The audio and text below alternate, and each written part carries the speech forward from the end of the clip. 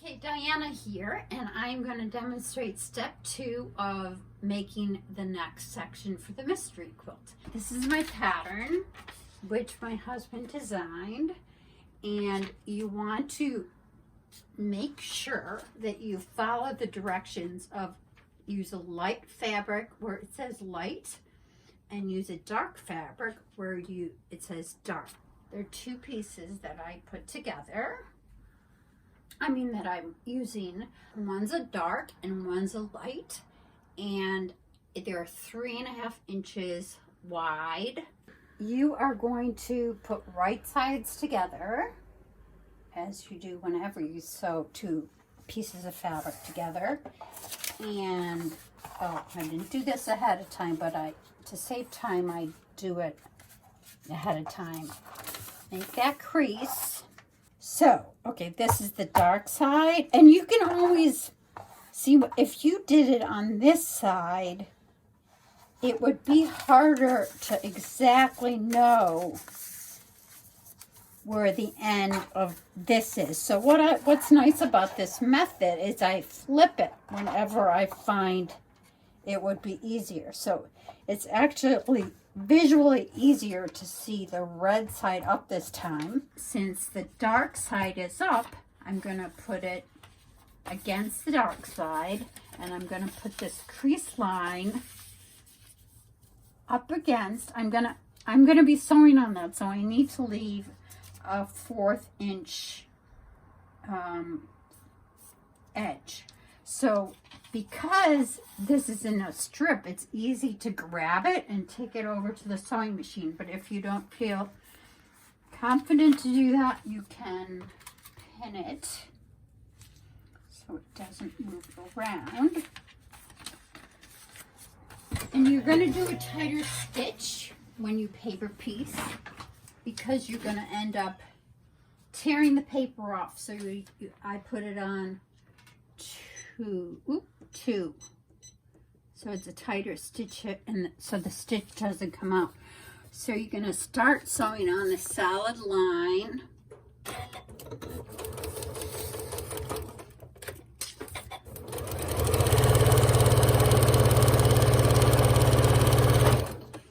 Okay, cut it. Okay, the next step, take out the pin. You open it up and you iron it well. And then, this is an important step. You're gonna cut out right along the dotted line.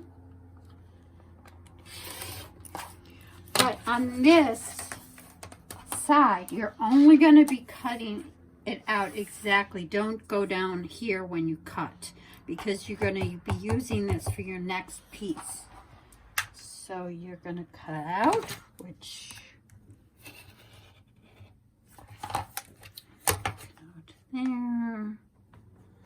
And you can do this without the ruler if you want, but then you're going to cut out.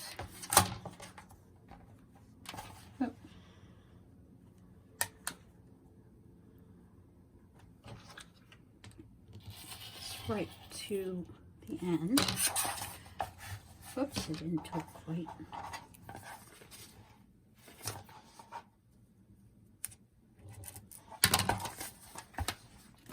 Okay, so then you've got your first piece. The reason I do this is because you end up wasting more fabric, and it's quicker. And I feel like I've learned this from somebody, but I don't know who. So now I'm going to take the other one, and I'm just going to show you, you could do it on the other side if you wanted. It doesn't really matter. So, but this time, you remember, since I'm doing the light side, you want to put the light piece right up against this. And it's helpful to have it folded, and so as you can see, I'm going to put it right up as far as I can to the edge. You could cut it sooner if you wanted. Now I'm going to show you how you don't use pins. just hold the edge. That's how this is helpful to have a strip.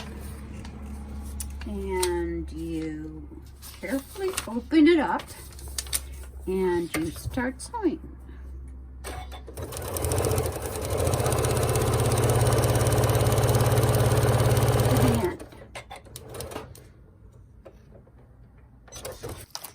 And you iron it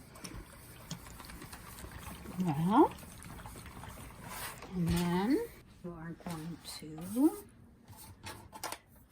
cut it out again.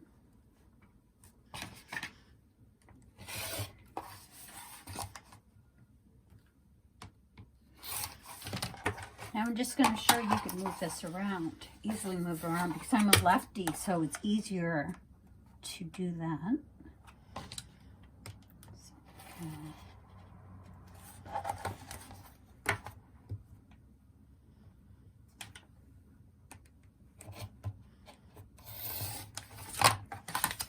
So here is my second piece.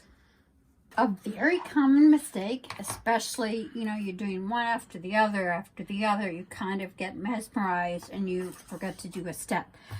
That you have got to, before you cut, see here what I did is I didn't open up the fabric all the way like I should have, and I should have opened it up like this, and as you can see, you didn't get enough fabric over here. So make sure to, before you cut, open up your 2 strips of fabric. Like that. And then cut. And then you'll have enough over here instead of it being over here. Okay, so now the next step is you've got all your pieces, though. For this project, you're going to have a lot more of these. But what I usually do is one day when I'm watching TV, and I'm going to do this next step because it's pretty mindless. I'm going to take the paper off. So what I do is I just fold it, you know, fold it so it's going to be easier to take the paper off. And I just